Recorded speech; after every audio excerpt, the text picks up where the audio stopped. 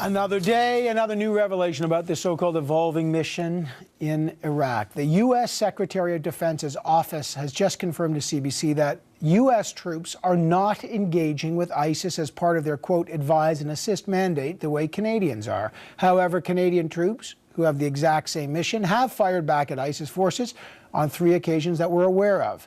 What does this mean? Why the different protocols? Welcome back to Power and Politics. To discuss this, James Bezan, the Parliamentary Secretary of the Defence Minister, is here. Defence critic for the NDP, Jack Harris, is here. And so is Joyce Murray, the Liberal Defence critic. Good to see all of you back. Mr. Bezan, today CBC asked for information from the United States on their advise and assist role so we could compare what Canada is doing to what the U.S. is doing. Here's what the U.S. Secretary of Defense's office has told us about their forces in Iraq, and I'll quote it.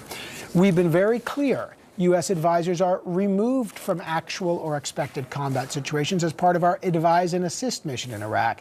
Their movements are carefully planned in advance. They are approved at a higher level with risks identified and mitigated in order to ensure they are not inadvertently put into combat situations.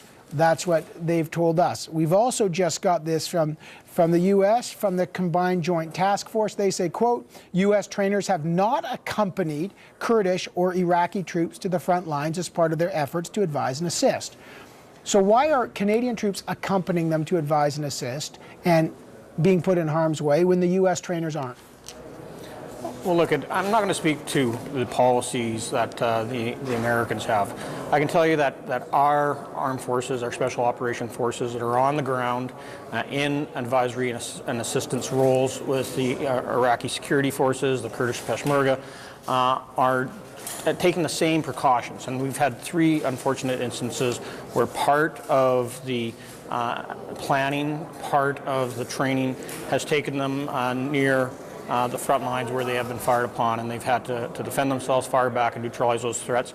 And for us, that is things that are unpredictable, but at the same time, we're proud of the job that they're doing. So with all due respect to this unpredictability, it seems to strike a contrast with the U.S. The government has acknowledged that advisors are acting as forward observers, calling in airstrikes. The U.S. has said explicitly they are making sure that even inadvertently they're not there by accompanying Kurdish Peshmerga to the front lines. Now, we know that we're there 20% of the time. Why has Canada made a decision to put Canadian ground troops in harm's way at the front lines when the U.S. have clearly sent a different signal? What is the rationale?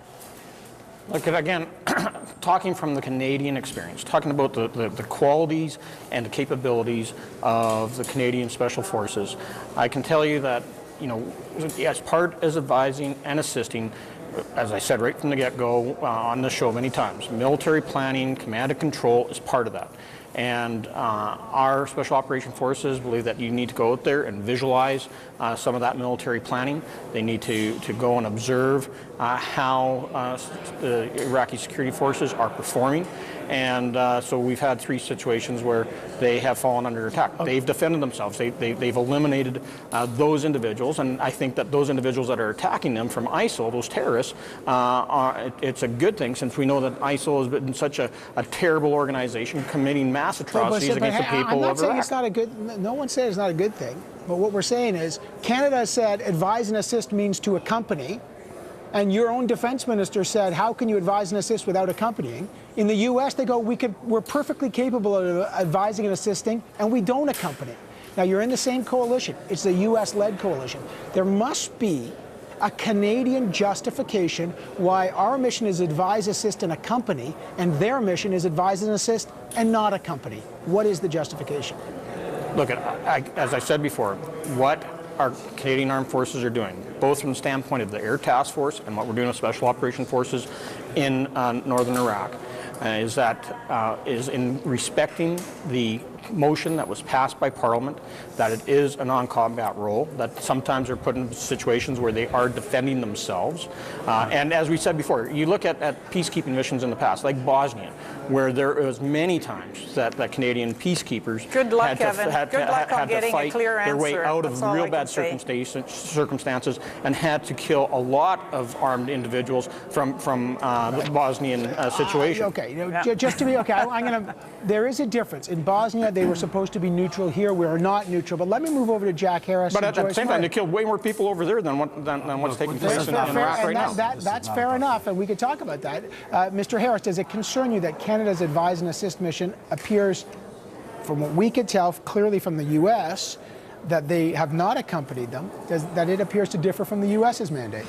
Well, you know, this is supposed to be, according to the Prime Minister, a coalition. We're doing our part in a coalition. Well, the coalition is not doing what Canada is doing, and the coalition, Canada is not doing what the Prime Minister said would happen, because he said specifically in the House of Commons they would not accompany. This was not a combat mission. No Canadian troops would be engaged in combat on the ground, and that's what we've got. They're at the front lines. They're calling in airstrikes. They're acting as forward operating officers. They're painting targets that are aggressive targets for our Air Force. Iraqis. And that's combat. I mean, I don't care what the Air Force was advised to go to combat. That's combat role, and that's not what Canadians were told. Well, to be fair, we were told, no, that's not fair. We were told that there were going to be air combat. Absolutely. No, with combat troops on the ground we're talking about. Okay. Boots on the ground. That was the mantra was no boots on the ground. So we've got boots on the ground that are engaged in combat, not training. And that's contrary to the mission. But we never said it was only training. It's contrary to what the coalition is doing, and contrary to the explicit orders and instructions of the Americans. They're not having their special forces people do anything other than train. They're not doing that. Why are we doing it? That's a very good question, because it's contrary to the mandate, it's contrary to the mission. Even the Chief of Defence Staff said last October it was contrary to the mandate to be calling in airstrikes. So why are we doing it? Okay. Because we're being misled by this government, and we don't know where else it's going to be. The U.S. says they advise and assist. They don't accompany. Canada says we advise and assist, and we do accompany. Joyce Murray.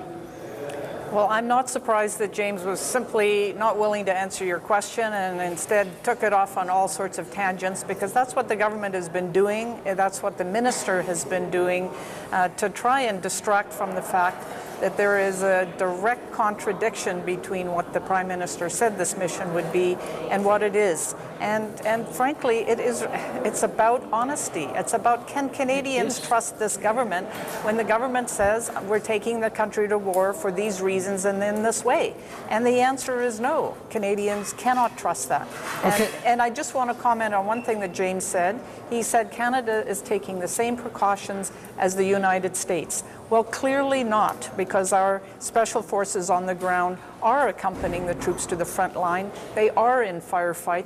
They are in harm's way, and it is substantively different. Well, let me ask you this, Mr. Bezan. Does Canada have a different protocol than its coalition partners, that we're prepared to go further on the ground than them? We are prepared to accompany to the front lines while the U.S. aren't. Is there a misalignment in terms of the mandate? Look at the Canadian Operation Impact that we're using throughout this whole ordeal in Iraq is different. It's based upon Canadian standards. That it respects the motion that was passed by the House. It respects the spirit of that motion.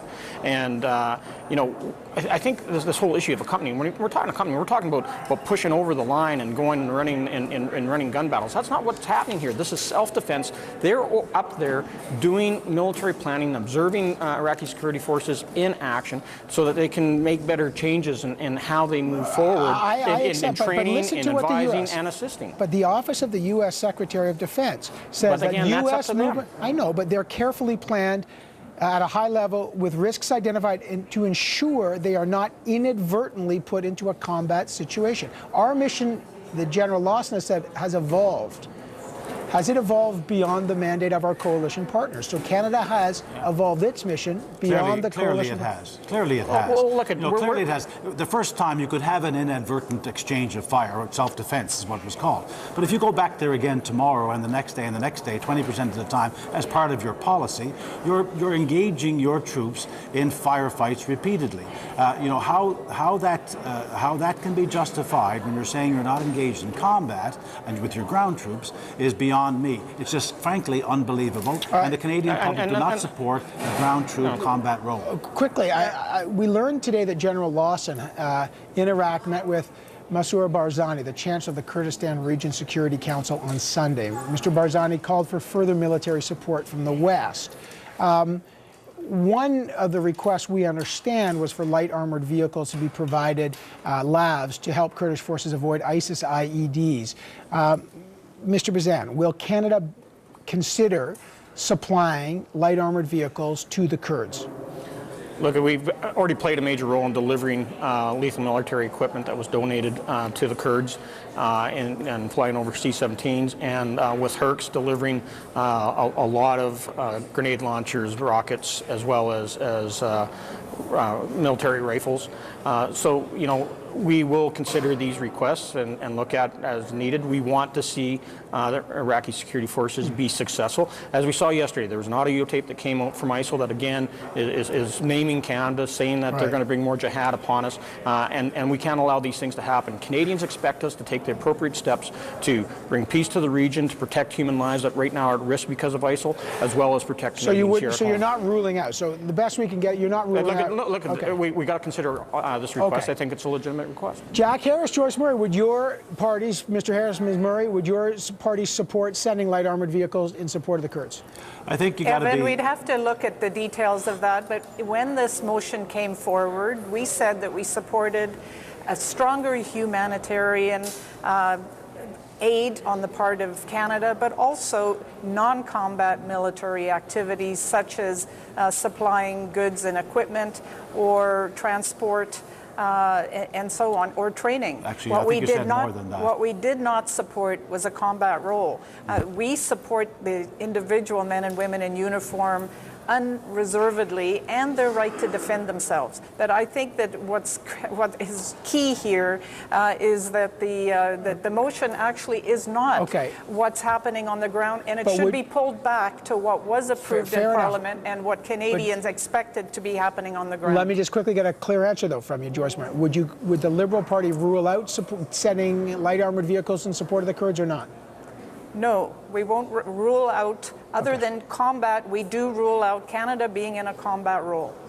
Jack Harris, what's your government's or your party's view on this? Well, it's interesting. You talked about Kurds, and Mr. Bezan talked about the Iraqis. Kurds are part of the Iraqi security forces. Scott Taylor pointed out the other day, when you land in an airport in the Kurds, it says "Welcome to Kurdistan." There's another issue going on there. Mr. Harper used the word quagmire an awful lot last fall when he was talking about his mission, and the quagmire that we could be getting into is further escalation. Well, what's the answer to the question? Sorry, I mean, distinguishing between some of the Kurds and I appreciate some of the distinctions. Nonetheless, the Kurdish Peshmerga is part of Iraq. Would you support setting LAVs? Not without a total understanding of exactly what was going to be happening with any weapons and what was the ultimate use of them. I think we've had to be very, What does very that mean, though? Let me ask you. I get you're delaying, but there's a battle going on. I just want to get this from the NDP. Yeah, I know you want some humanitarian aid. Park that for a minute. I'm not dismissing it, but I understand your position. Park when all we're talking about is I'm just saying I appreciate that your support for that. But what about, there is still a battle going on. If the NDP won't join the military action, what about sending lethal weapons like LAVs? Well, I don't think we should go it alone on that. I think if the coalition decides to engage in a full military aid package, that Canada could consider participating. I don't think it's something we should do as a one-off or even consider doing as a one-off. The NDP don't do anything in this issue at all. They're opposed to any battle against ISIL. They want the terrorists to thrive, and the Liberals are going to give you double speak. We're talking about Canada's role here. What's Canada's role? I got it. Listen, we're at the beginning of a long discussion. James Bezan, Jack Harris, Joyce Murray, great to have the three of you back on the program. I just have this funny feeling we'll be back on for many days ahead, and I welcome it. Thanks. Okay. Thanks.